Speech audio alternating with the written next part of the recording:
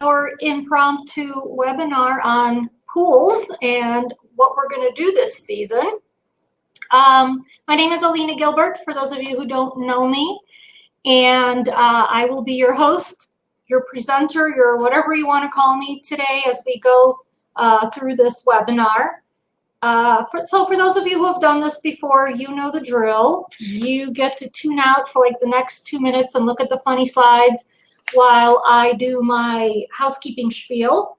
So for those of you who have not done this before, welcome. We are very happy you're here. And just some information about how this is going to work.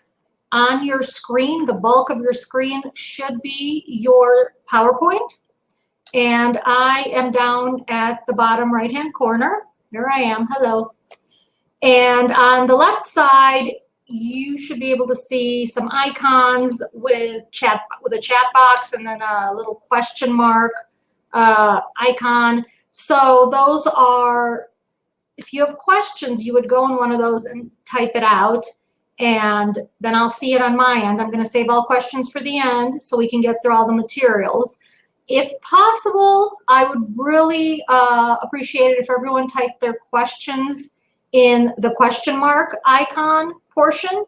That way they can all be in one place. Otherwise, I have to click between the question mark and the other bubble, the conversation bubble, and try to figure out what's what, and then I usually miss something. So if you have questions, please put those in the question mark bubble. CMCA credits. Yes, you will get 1 credit for this if you need it. If you don't need it, you'll get it anyway. It'll come by email, and you'll probably have it today or tomorrow for your CMCA. We have to verify kind of after everything is done who was logged in and who stayed logged in. So yes, we are watching you. And once we have that confirmation, we'll go ahead and email you out your certificate. If you don't see it in the next couple of days, if you don't see it by Monday, please reach out to us and we can get it resent. If you're having technical difficulties while we're going through this, I cannot help you on my end for many reasons. One is I'm doing the webinar. 2 is I am IT challenged as much as it comes. And in fact, my computer at the office today blew up, and so I needed to get a new one, and I blame it all on myself. I don't think computers like me at all. So you don't want me helping you with any IT issues. Instead, you can either email education@altitude.law, and it'll get to Sean, or you can call Sean directly at 303-991-2076, and Sean is the one who can help you, not me. So make sure you get a hold of Sean if anything is happening on your end and you think there's some technical difficulties. Okay, I think I might be done with the housekeeping. So with that in mind, hopefully you've all had a chance to look at all these silly little funny slide things. And let's move on. Let's start talking about pools and the 2021 pool season. So, you know, it's interesting. One of the reasons I decided to do this webinar is because we're getting more and more questions from board members and managers with respect to pools and what's going to happen this year and what should happen this year. But interestingly enough, this is not isolated to Colorado or the Denver area. This is a nationwide issue. And so we as in the attorneys at this firm as well as other HOA firms, there is a national listserv of HOA attorneys from around the country, all the states. And basically we have discussions about certain things. Well, we had, it was about a 26-page discussion a month or 2 ago about pools, right? So 26 pages of attorneys. And these are all attorneys who know what they're talking about. And so this is definitely an issue that we are all dealing with regardless of where we are. And a lot of the stuff I want to talk about are things that actually came out of that national discussion. Of course, we're going to tailor it to us in Colorado, but I wanted you to know that this is actually stemming from the national discussion between all these various HOA attorneys. So before we get into kind of what should we think about, I think we need to admit there are some facts that are out there that we're just not going to be able to change right now. So the first one is we're still learning about COVID. The information continues to change daily. Treatment is still kind of, we don't have it completely figured out. The impact of COVID, how it gets transmitted, that information changes daily. 6 feet, 3 feet, face masks, no face masks. We just don't know everything at this point. And hopefully we will at some point, but it's not today. And so the fact is we are still learning about COVID. So anything you read today, as far as, medical reports, recommendations, anything you read today can change tomorrow. And so I don't put a whole lot of credence into that. What's the other fact? We are still learning about these vaccinations that are out there. They reduce the risk of death. I think that part has been more or less proven. But what don't we know about them?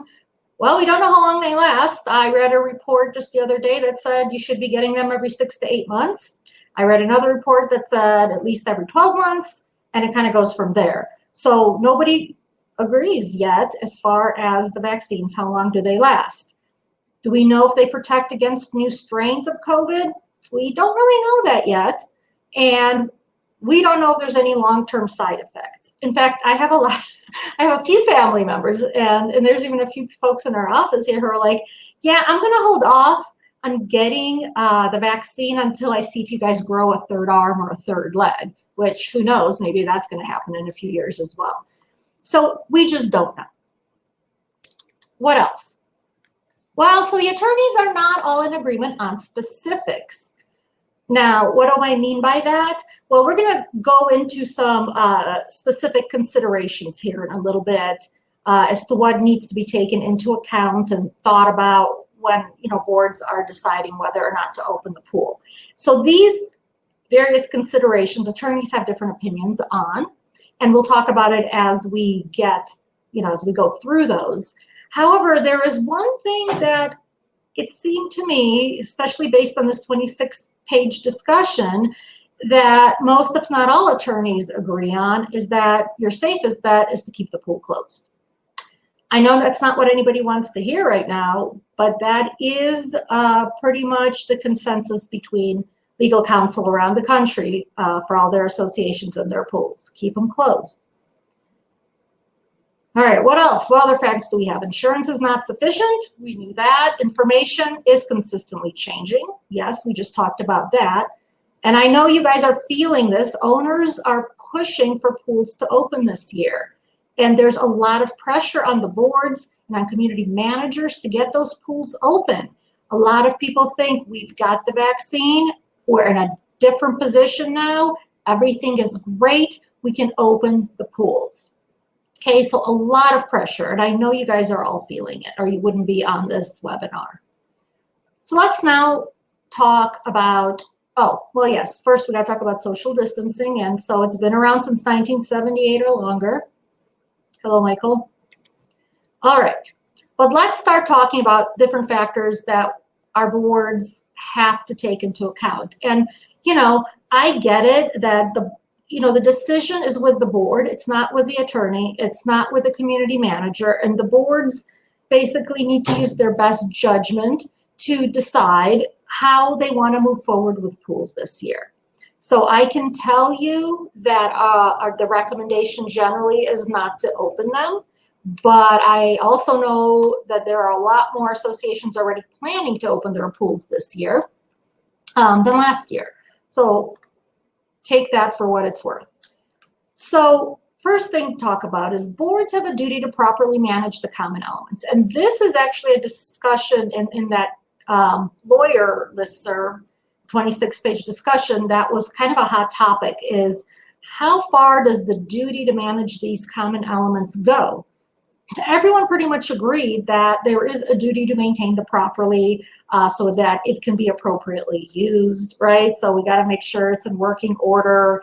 We got to make sure, there's nothing wrong with it. So if we're opening the pool, we're going to make sure the pool is filled with water. We're going to make sure it's, got all the right chemicals in it. We're going to make sure there's no inherent, I think, dangers, which is kind of a broad term. on the pool deck, such as giant cracks that people could trip over, things like that, right? So we're going to keep it in a usable condition. But then we kind of get into a little bit more of a discussion of, is there a duty to keep someone safe? Is there a duty to protect someone's health or to prevent injury? And if there is, how far does that go? And that's really where the attorneys had lots of fun with this one. Ultimately, we all pretty much concluded that unless your governing documents say it, there is no inherent duty on an association to keep people safe from what? Criminal activity, from diseases, things like that. However, when we are maintaining a common element, we do have this heightened duty to make sure that it's safe for use by our residents. And so kind of the unknown here, or the thing that people can't agree on, is that gray area of the safe for use include safe from the COVID virus or some other virus or some other communicable disease. And that's really where the disagreement is. Lots of attorneys say, no, there's no such duty. Some attorneys said, yes, there is such duty. But ultimately, we do know there is some duty with respect to the maintenance of the common elements, and how far it goes would be for a judge really to decide if we end up in court. But again, it is important to understand that, because the association manages the pool. And so you do have to at least make sure it's usable, make sure how it's managed and how it's run complies with any legal requirements, right? And that may or may not be enough. We don't know. It's important to be aware that the association absolutely has a liability exposure with respect to the common elements. You guys know this. You've seen, we've seen slip and fall lawsuits all the time. You didn't clean the ice, and I slipped and I fell, and therefore I'm suing you, association. And personal liability, we oftentimes see board members also get named in these types of lawsuits. So that could happen. Now, there may not be an actual personal liability for the board members unless they acted willfully or criminally or something like that. But it's not uncommon for board members to get sued, right, along with the association, and sometimes along with a management company. So those are all things to keep in mind as you're thinking about, what are we going to do with the pools this year? So we have this duty. We're going to have to maintain the pool. So what's next? Okay, lack of insurance. So this is by far the largest concern for attorneys, for the HOA condo attorneys. And everyone agreed on that as far in that 26-page exchange. We all agreed that this is the biggest problem. What is it? What's really the problem with this? Okay, so there are not protections in place for claims based on transmission of a disease. Okay, neither in the liability policy nor in your directors and officers policy. I'll tell you, yesterday, I was in a Zoom meeting with some attorneys / insurance professionals, and we were talking about various insurance issues, and this did come up. And one of the most kind of biggest experts that I consider to be in the field of insurance, he's not an attorney, he's an insurance person, basically said that as far as we're concerned right now, there are no protections when it comes to contraction claims. He's not aware of any. And I know I've had some boards tell me that, our insurance broker said that there's coverage. I've had discussions like that with some of you, and maybe some of you are even in on this webinar, but I'm telling you, that may be a problem, because I'm hearing it from the foremost experts that right now there's no coverage. So what does that really mean? What does that really mean? Well, it means that if an association gets sued, it doesn't matter if the judge says you did something wrong, or the judge says you didn't do anything wrong, association, no liability. The damage is really the attorney fees. You guys know us attorneys ain't cheap, right? Kind of like doctors. So attorneys are expensive, especially with respect to litigation. So I just want to be very clear that if an association were to get sued, and even if it's just the association that gets named in the lawsuit, and it goes to a trial, you are looking at $100,000 plus in just the legal fees. Now, if you add to that naming directors as defendants, naming the management company as a defendant, naming the pool cleaning company as a defendant, if you add all of that into it, that number, it goes up exponentially, okay? And that's where the damage is. The judge will come back most likely and say, hey, we can't, you can't prove that you contracted COVID at the pool. You just can't prove it. And that's great, but you're out of pocket $100,000 plus. And at the end of the day, you're not getting that back. So that is really, really the damage portion here. If insurance companies had coverage for these types of claims, I don't think most attorneys would be saying keep your pools closed. I think a lot of us would say, okay, go ahead and open them. You've got coverage. It's okay. Just take the appropriate steps. But it's a big difference when you got to pay all those dollars out of your pocket and out of your homeowner's pockets as opposed to insurance paying it. So that's really the concern. Now, if you look at the fourth bullet point, claims filed in 2020, this comes from a whole bunch of insurance agents nationwide. As far as they're concerned, they've seen few or no claims based on someone suing an association for contracting a disease. So this is by no means all insurance agents saying this in the whole country. This is a select group of insurance agents. So we don't really know whether or not there have been cases like that filed and if there have been outcomes or if they're still pending or what's going on. But I can tell you that if we have had cases filed, you're not going to hear about them because they're going to be in a lower court. And usually we don't start hearing about something until it reaches the appellate level. That could easily be 4 or 5 years out. So it's possible that these cases are going on and we don't know that they're going on. And we won't hear about them for a while. So just because we're not seeing them right now, don't assume that there aren't any cases filed. Don't assume you're not going to hear about it later on.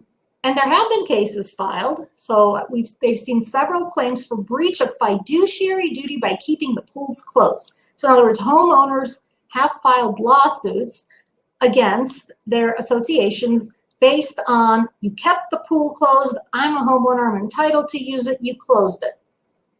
Well, guess what? With those claims, we're not worried about the attorney fees because insurance actually covers those types of claims. The breach of duty claims are covered by the insurance carrier. So that is a much different story. I would much rather have associations get sued over breach of fiduciary duty by keeping pools closed than breach of duty by me catching COVID at the pool, right? Because we have insurance coverage for one, but not the other. So anyway, I think I've talked your ear off with respect to insurance, but we talk about it a lot because it is probably the biggest consideration when it comes to pools and pool openings. You might say, hey, it's a slim risk, I'm willing to take it, and that's fine. That's going to be the board's decision.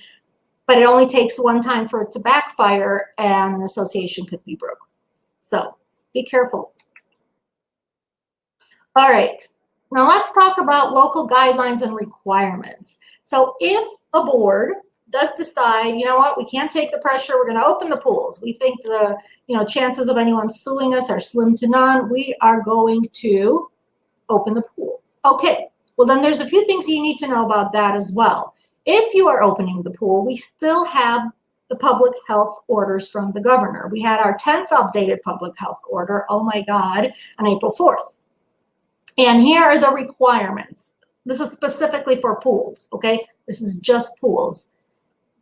It specifically says that frequently touched surfaces, shared objects, and bathrooms, right, to the extent you open them, have to be cleaned and disinfected every hour. Okay, so I know I've talked with a whole bunch of you before, and you guys are trying to find someone who's going to be doing the cleaning, and you're looking for companies, you're looking for whatever. Okay, great. That's great.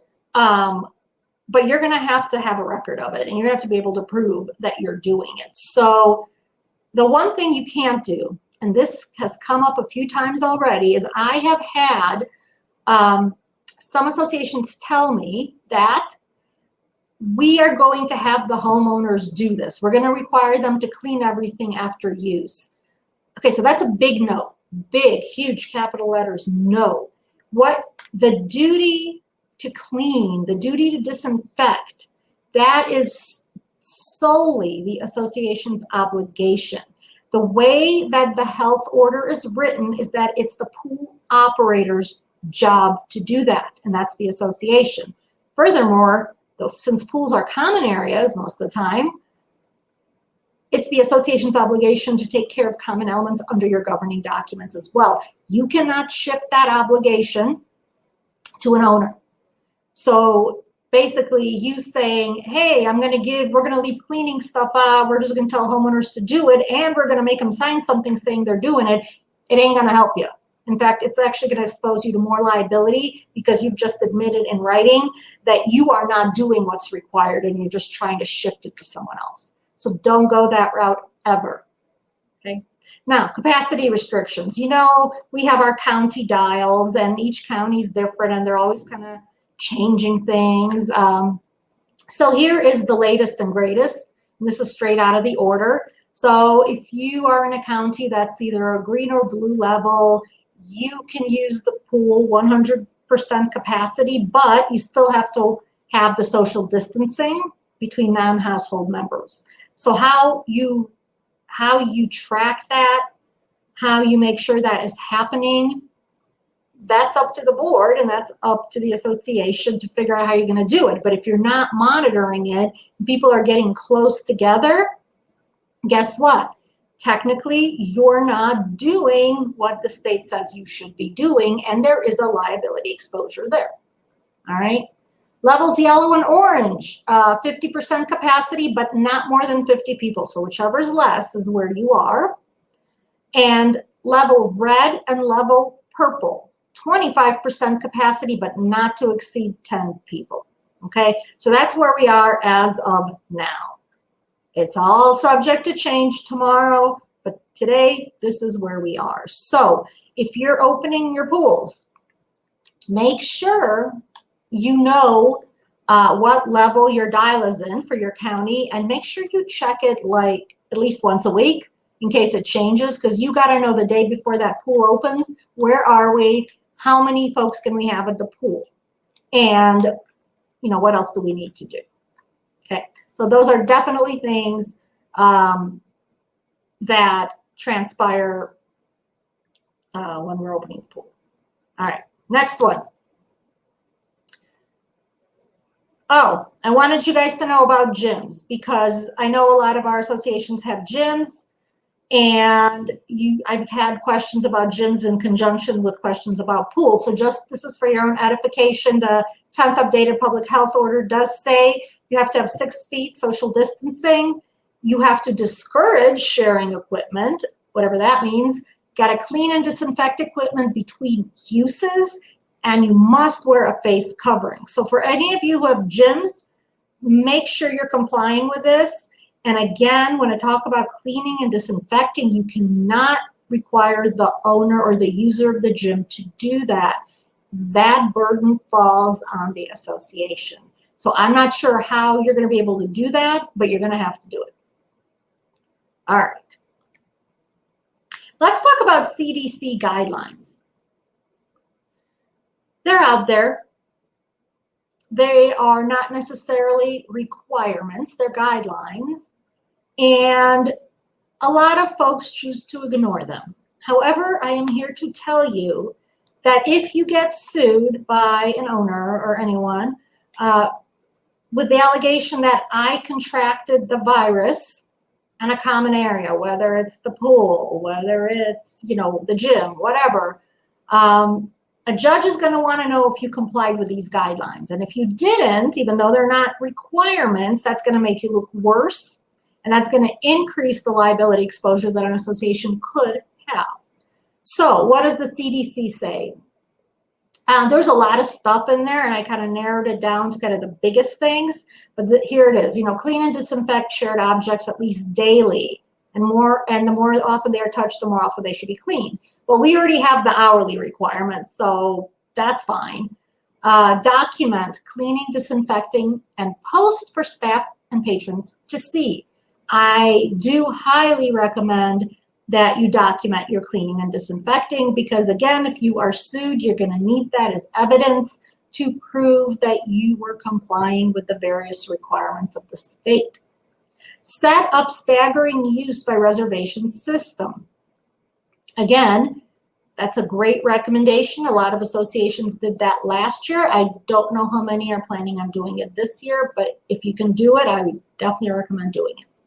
Assign separate entries and exits. Oh, it says exists. I just realized. Should be exits. So assign separate entries and exits to encourage everyone to move in one direction. And we see that a lot in stores. Like when you go to the mall, the stores all have these little arrows and you kind of go in one door or go out the other. So that's encouraged for the pool use under the CDC as well. Limit non-essential visitors, including external groups and organizations. Who are we talking about here? A couple of things. One, we're talking about guests of residents. Last year, a lot of associations that chose to open their pools prohibited guests, which I think is definitely something I would recommend. If you're going to open your pool, I would not allow guests. And organizations. So what is that? It's swim teams. It's swim teams.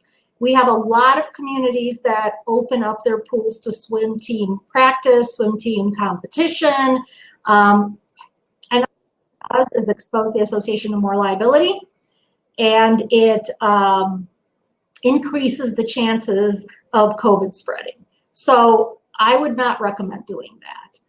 Wearing masks is a recommendation, and posting signs in visible locations. And the signs that the CDC is talking about are the signs that talk about, COVID is dangerous, stay 6 feet away from people, the kind of usual warnings. So that's the CDC. And again, if you have a community that's opening the pool, I would do as much as possible to make sure these are getting complied with as well. Next. Vaccines. This is, I think, what's causing a lot of the strain right now about pools opening. Is basically owners are saying, and a lot of board members are saying, we have vaccines, we're fine, let's open it up. There's no reason to keep it closed now. So it's really important to understand where the vaccines are. And I did do digging on this to try and get you as accurate information as possible. So vaccines are intended to keep someone from dying or being hospitalized if they catch the COVID virus. To date, we do not have anything proving that the vaccines prevent someone from catching the virus or from someone transmitting the virus. Okay? That's really important. Because I think a lot of people assume that the vaccine means you're free and clear. You can't give it to anyone, you can't get it from anyone, and that's just not true. Now, this may change at some point, but right now, that's not the case. There is nothing, or I shouldn't say nothing, there is, they have not been proven to do these things. So if you get the vaccine, you can still catch COVID. Hopefully it won't be as bad as if you didn't have the vaccine, but you can still get it. If you are vaccinated and you get it, maybe you won't have as many symptoms, but you can still give it, okay? So those folks that have vaccines are like, well, I don't have to wear masks now and I'm great. I mean, that's just not the case, okay? Another fact about the vaccines is they're not available to anyone under 16. Okay, keep that in mind because you got a lot of folks in most communities who are under 16 that want to use the pool, right? A lot. So that's a huge thing. And kind of the big picture, keep this in mind. In reality, we've only had access to the vaccines for approximately 3 months, guys. 3-4 months. It hasn't been very long. So we really don't have enough data to be able to make decisions or to be able to prove anything at this point. So the big picture is we don't know yet, right? We don't know yet what the vaccine means. And to say that it means I can't get sick, I can't get anyone else sick, that's wrong right now. And it's a false sense of security. And that was also a big topic of discussion in the attorney exchange. A lot of talk about that. So May, June, when do you open your pool? How many people will be vaccinated by then? You think everyone's going to be vaccinated? 50%, 60%? Well, we don't know, but we do know that children under 16 will be vaccinated. So they're going to be at the pool. So what does that mean? Big question that's come up. Can we open our pool to residents who have had vaccines and not anyone else? If you're thinking about doing this, or you have a board that's thinking about doing this, the resounding answer is no, don't do it. There's several legal concerns with doing it. One is fair housing concerns. Because anyone under 16 is not given the vaccine, you're essentially going to be prohibiting from children from using the pool. And so somebody is going to claim that that's a familial discrimination type of action. On its face, the rule is neutral, but it's impacting me because I have children. So my kids can't go use the pool, right? So you're going to see that if you try to do it that way. You're going to see some religious concerns because there's folks who are not going to get the vaccine because of religious purposes. So that is going to be an issue as well. And ultimately, if you were to have a rule that says only vaccinated individuals can use the pool, now you're not flat out saying it, but you're implying that it's secure. If we only allow, people with vaccines to use the pool, you're going to be safe. You'll be okay. Well, but that's not the case because we just talked about the vaccines and we just talked about how there's no proof to show they prevent infection or prevent transmission. So you're essentially creating a false sense of security for your folks who are using it, and they're going to use that against you if something goes wrong. I guarantee it, okay? So, all right, I think we're done with vaccines for now. Let's talk about pool contracts. It's another biggie. I know you guys are getting a lot of pressure right now to have your pool contract signed, and these are by the pool contract companies. They are definitely putting pressure on. The reason they're doing it is because they don't want to get stuck with no work this summer, so they're really trying to get these pool contracts signed early, and what they're hoping for is that once you sign it, you're not going to be able to say then, oh, I'm not opening the pool, right? So they're kind of relying on the fear factor and the pressure coming from homeowners, and they're adding their own pressure, and they want these contracts signed so they have a guaranteed income. And I can't blame them. I mean, yeah, your company should be making money, right?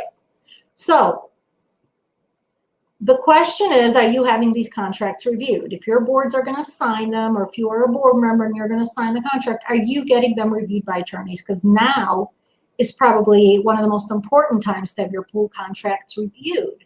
Why? Well, you absolutely need to have something in the pool that addresses this possibility of closure. And it doesn't even have to specifically be because of COVID. It could be for any health concerns.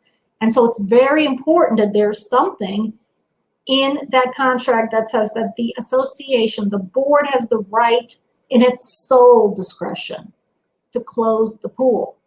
Okay, and the contractor can't say anything about it, right? They don't have any say in this. And so that has to be in there. And it has to say that if we close the pool or we choose not to open the pool, so what happens to the contractor? Well, obviously they should get paid for anything they have done up until the closure point, right? After that, if there is still work to be done at the pool, which I understand there usually is, I would say get a new contract in place. Okay, with updated description of work, updated pricing, get that in place and go off that, because your old contract isn't really going to have anything in there about what to do if the pool closes, okay? You absolutely want to make sure that there is an attorney fees provision in there, right? You guys have probably attended some of our contract classes, and we always hammer it in, make sure you have those attorney fees, because if there's a lawsuit, you want to be protected that when you prevail, and I say when, you are entitled to your legal fees, so you're not out of pocket those attorney fees, okay? Alternative fee structure. Some associations have had us review and redraft the pool maintenance contracts to actually say, if the pool stays open, here's the fee structure. If the pool closes, here's the alternative fee structure. So I think, certainly you can do that if you can get appropriate numbers in place and, the association and contractor agree. A couple of things I want you to be aware of and be careful about. Some contractors are asking associations to sign waivers. In other words, they're trying to protect their butts too with respect to COVID, and the waivers are different, but generally what they say is, just because we're out there monitoring, cleaning, whatever it is we're doing, we can't guarantee that no one's going to get COVID, and I certainly agree with that. And they basically want the association to release them from liability should someone get COVID. So overall, that sounds okay, but here's where I'm seeing problems. There are some contractors that are basically saying, I want to be released from liability even if I acted improperly, even if I was negligent. So I think that's a big no. I mean, if you didn't clean the bathroom every hour like we contracted with you to do, you should have a liability exposure. We're not going to excuse you from liability for that purpose, okay? Some contractors want a release that's signed by the association on behalf of the association, its board, its agents, its owners. All right, if you see owners in there, that cannot be in there. The association has no legal right to waive anything on behalf of the owners, and we shouldn't be. So we definitely want to be careful with something like that. So if you are getting some kind of a waiver document from your pool company, one, it's concerning because really all that language should be in the actual contract between the association and the pool company. But if they want another document on top of that, I recommend a little red flag go up in your head and you get everything to the attorney if you haven't yet, because those waivers are dangerous and they could expose the associations to more liability than they otherwise would be, okay? All right. And now, waivers of liability releases. So this is the waivers that we give to our homeowners and to our pool users, right? There is so much misconception out there about these waivers. I've heard anything from, hey, if I get a signed waiver, I have no liability. If I get a signed waiver, they can't sue us.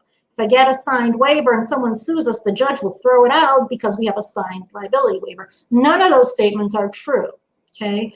A liability waiver is nothing more than a defense for us to be used when we are defending ourselves, saying, look here, this person signed a release. But it's really nothing more. So it's not, it won't stop someone from filing a lawsuit. Legally, it cannot stop someone from filing a lawsuit. Now, may it be a deterrent? Yes. So for folks who sign it that aren't real savvy with the law, and they may think, oh, I signed this, sorry, but now I can't sue anyone because I signed it, and they won't sue. So that's the hope, right? So that's kind of the best thing we can hope for when it comes to these liability releases. So it may be a deterrent. But other than that, it's really not going to give us a whole heck of a lot. It'll give us a layer of defense, a layer of protection, which, again, when we defend the association, the homeowner or the user is going to have to prove that they got COVID at the pool or the common area or whatever, which is virtually impossible to do. But what is a judge going to look at? They're going to look to make sure the association is complying with all the state requirements and hopefully most of the CDC guidelines, And they're going to want to see proof that the association has been cleaning and disinfecting every hour, that we've been doing this social distancing, that we've had the capacity limits monitored. So those are all things a judge is going to look at. And as part of our defense, saying we did all these things, we're also going to say, and judge, this person signed a waiver saying they understood, the dangers of using the pool, and that they understood that it was possible to get COVID, and they agreed not to sue us. Will a judge buy into that? Some judges don't really care. So it's definitely not the end-all be-all. It is not going to stop a lawsuit from moving forward. It's not going to stop a lawsuit from occurring. It is just something we can use to defend ourselves with. But the problem is, as we talked about before, we still have to defend ourselves, right? You still got to defend that lawsuit and prove your innocence to a judge or a jury. And that's what costs money, regardless of anything else. So, what are we going to do in 2021? Keeping pools closed is an option. That's the recommended option of the attorneys. Are you going to open pools? Well, if you're opening pools, we do highly encourage you to use the liability releases because, again, even though it doesn't, fully protect you or prevent someone from filing a lawsuit, we're going to hope it deters someone from filing a lawsuit, and it's going to be something we use as a defense, and anything is better than nothing. Certainly, you could decide to open it to just the vaccinated residents, but again, we are highly discouraging anyone from doing that. And I already talked about the reasons that it could be, an allegation of discrimination, and it's a false sense of security. So we're not recommending this. I put it on here because I know we've had questions about it. Or is there some kind of a hybrid that that we can do? And I'm not really sure what that is, but people get really creative during these times. And they're, like, for example, I have associations that say, okay, we're going to open the pool. We're not putting any furniture out. We're going to keep the bathrooms closed. So all we're going to have is the pool deck and just the pool. Okay, that's fine. Some associations say we're going to do a reservation system. We're going to, it's going to be 1 or 2 hours at a time. And it's going to be like limited to 3 people. And we're going to clean after every use, So there's that.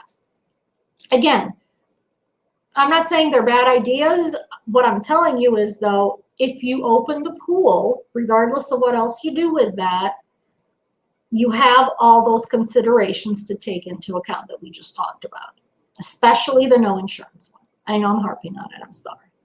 So I purposely wanted to end this, at least my talking, a little early so that we could go through questions because there's quite a bit of them. So I am going to all right, I'm going to start with the questions, and I think we're going to probably go through 1 o'clock with all of these anyway. Where can we get the liability waivers? Is there a cost for the waiver? I would reach out to the community's attorneys for that. I know most association attorneys are charging a nominal fee for it, but I can't tell you what everyone's charging. But yeah, I would reach out to your attorneys and ask them about that. Any comments on timeshare hot tubs that are inside of the units and being used by new timeshare owners, guests, units every week? That's a biggie. I would imagine that those hot tubs should be getting disinfected and cleaned between anytime it changes, tenants in there. So if you got someone there one weekend and someone the next weekend, somebody better be sanitizing it between those 2 uses at a minimum. I think it's less dangerous, though, with those because they're limited to the unit. So they're kind of like these sort of limited common element hot tubs. And because they're limited in use, you're never going to have 50 people show up to try and use it. Well, I shouldn't say never, never say never, but generally it's going to be limited to the people who are staying at that suite. Are you drafting waiver releases for associations? We are. I know our offices, I think most attorneys are. Actually, I wonder if I should start at the top. Okay, here we go. Since COVID is an airborne virus, we know chlorine kills the virus. Well, again, I don't know if we know anything 100%. The risk is low to open a pool. Well, the risk is low as far as you thinking someone's going to catch it, but the risk isn't low as far as somebody thinking they caught it and suing the association. And as we talked about that, that's really where the danger lies. Can an association comply with its duty by establishing a self-insurance reserve to cover non-insured claims, generally including but not limited to the COVID-19 claims? I think you can. I mean, obviously you'd want to look at your governing documents, but how much money are you going to put in there? Are you going to say it's a minimum of 100,000? I would probably budget, I'd probably want at least 500,000 to $1 million in there if you're going to be doing it yourself and self-insuring.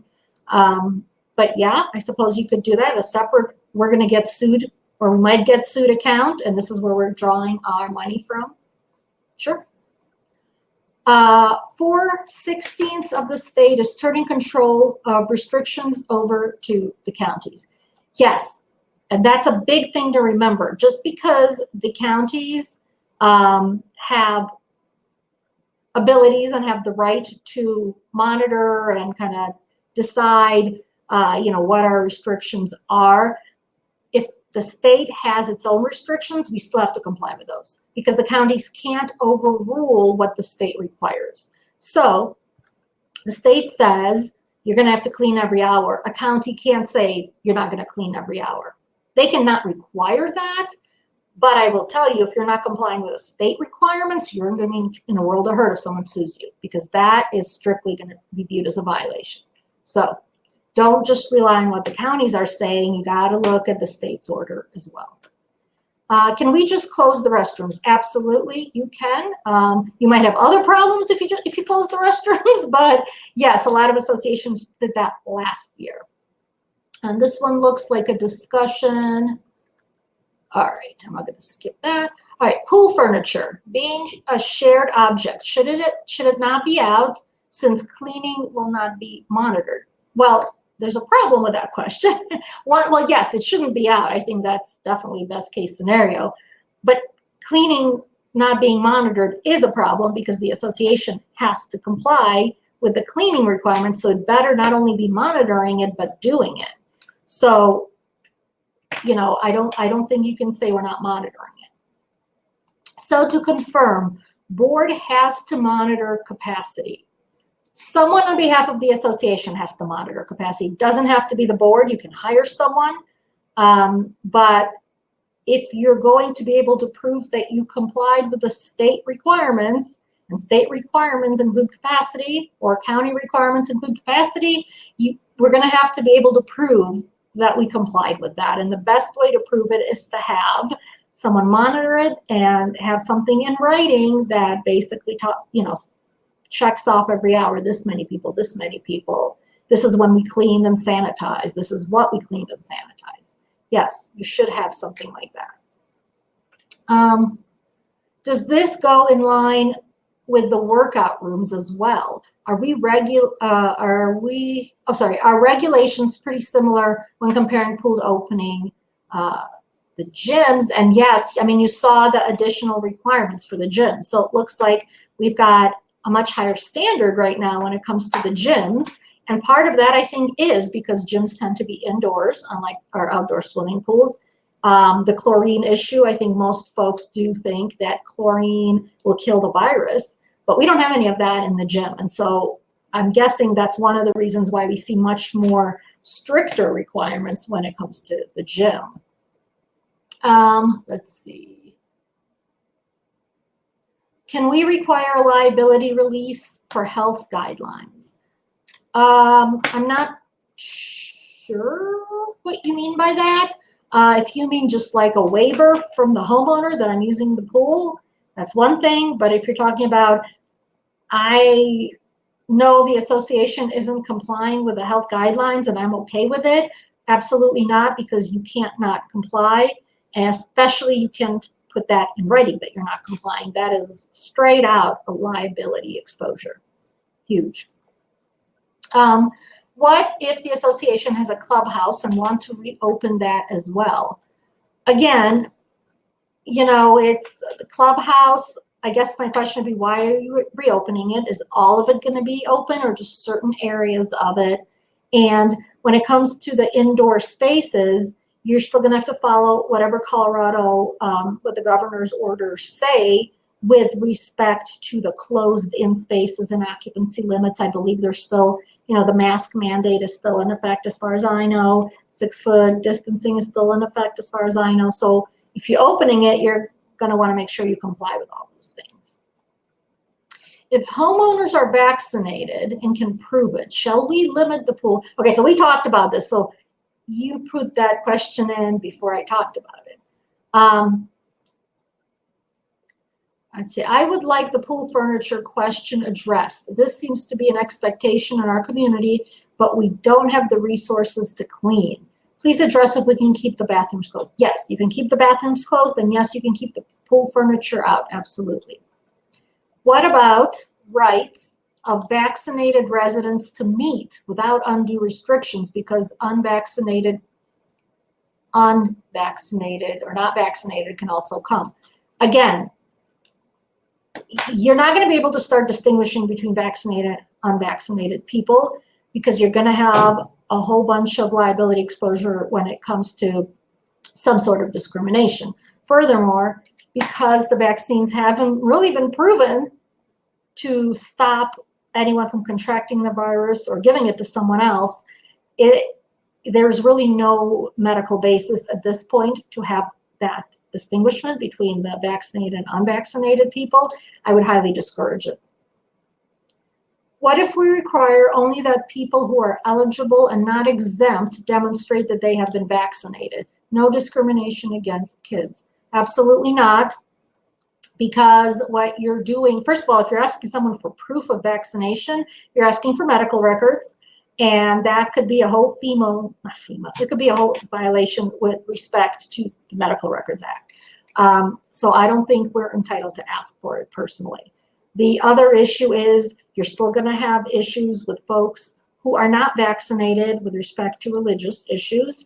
And if you're only saying we require, you only have to be vaccinated if you fall into the group and you can only use the pool, but then all the kids can use the pool too, that absolutely makes no sense to me, because what you're doing is you're basically opening the pool up to vaccinated and unvaccinated people, but you're only allowing certain unvaccinated people to use the pool. No, that's a big no-no. I would not start distinguishing that. What if you have a pool contractor who refuses to clean the bathroom due to COVID? I guess I'd be getting another pool contractor or be getting a supplemental cleaning company or somebody to be doing that. Any comments on timeshare hot tubs? Oh, well, we already talked about that. Where can we get the liability waivers? Oh, talked about that. Are we drafting waivers? Yes. Would you recommend having a general liability waiver that is sent out to be signed and collected at the beginning of the season, or should these waivers be signed per visit? I think you can have one per season.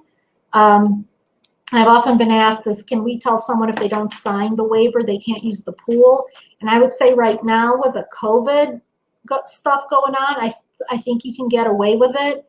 But I think once we're past COVID and everything's kind of back to status quo, whatever that means, I think you're going to be hard pressed to require someone to sign it before giving them access, because they have a right to use the amenities. Can we share the PowerPoint with committees and boards? Absolutely. This presentation is also being recorded, and it will be on our ACE YouTube channel. So you are more than welcome to get the link and share that with anyone you want to share that with. Will you have this session that you presented via audio to share with our board? Slides are good. Oh, well, like I just said, it's going to be on YouTube, and it's probably going to be on YouTube yet today. So it will be there, and you can watch it again if you want to, and you can share it with whoever you want. Why so much emphasis on cleaning surfaces when it's shown not to be contracted by surfaces? Because that is a requirement of the state. And again, for every professional that says it's not contracted by surfaces, I have another one that says it is. So we don't know. And that's really the truth. We just don't know. And we've got a state order that says you've got to clean surfaces. And if we don't clean the surfaces, we're violating the state order. And that right there is a liability exposure. To boot, if you get sued by someone who says they caught COVID and they show that you haven't been following the requirements, there's going to be a lot more liability exposure there. Let's see. I have a community where their clubhouse has a gym, hot tubs, pool, kitchen, an alcohol bar, all right, and snacks. What do you recommend? It's closed now, but they want to open. Again, as with the clubhouse, I would check with your county, see what like the indoor occupancy restrictions say, what's required as far as, you know, cleaning and disinfecting. And if you can comply with it, it's fine. But the insurance issue doesn't go away. It doesn't matter if it's at the pool or in the clubhouse or the playground. The insurance issue is if you get sued by someone claiming they contracted the virus in a common area, you are not going to have insurance coverage. And that's so, again, anything you open to use has that risk. In-person tracking required to communicate to people if someone, they may have been, I'm confused, sorry. Is person who is tracking required to communicate to people if someone may have been in contact with someone who got COVID? Well, I think that is something that's going to have to be with the board's decision. I would recommend that the HOA communicate that. That's another reason why I want to keep track of who's using your pools. Right? So you're going to keep track, and whoever used it in the last, 2 weeks, 10 days, you're going to want to send them something, you know, we have reason to believe someone contracted COVID, who may have been using the pool while you were using it. Take whatever, you know, precautions you deem necessary. So it'd be something like that. Can last year's signed waiver be used this year? It was not dated and said the duration, the state of emergency. I would think so. I don't have the waiver in front of me, so I can't really tell you 100% without looking at it. But it sounds like it can be if there's no dates on it. What concerns come with renting out facility for private events, pool or large event room?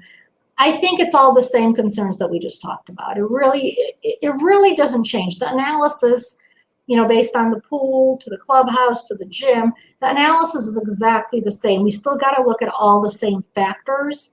And I would say, I mean, if you're seriously thinking about it, I would recommend, you know, talking again with your association's legal counsel to get their specific advice on what they are recommending for your particular situation.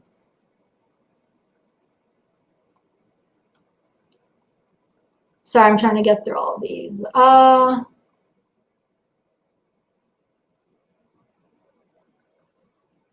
you saying that the liability exposure can be personal? I'm saying board members have gotten sued personally in the past. Now, you should be indemnified by the association. That usually happens through insurance. If you're getting sued and there's no insurance, you know, association should most likely still pay for your defense.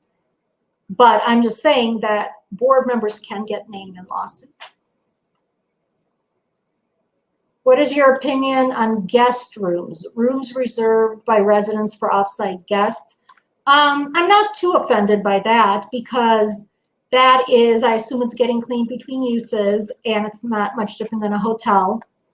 So it's not like you're going to have a whole bunch of unrelated people together in this space. So I feel much safer about that as long as it's getting cleaned.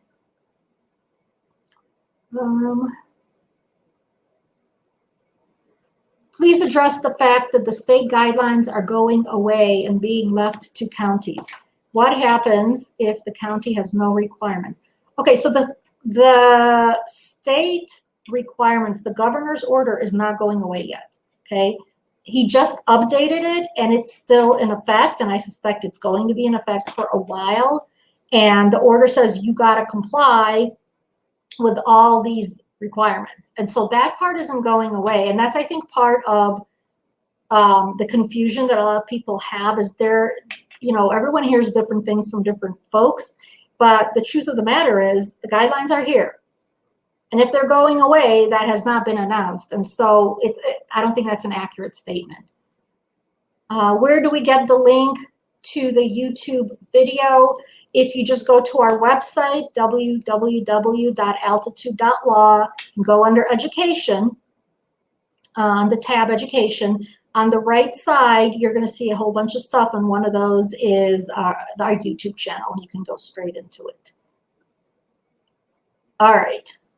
It's 1 o'clock. I think I got through most of the questions. I know I didn't get through all of them, but if you have additional questions and you want to email me with those, please do so. And otherwise, thank you so much for attending. I really appreciate you all being here. And we are always available to answer questions. Thanks.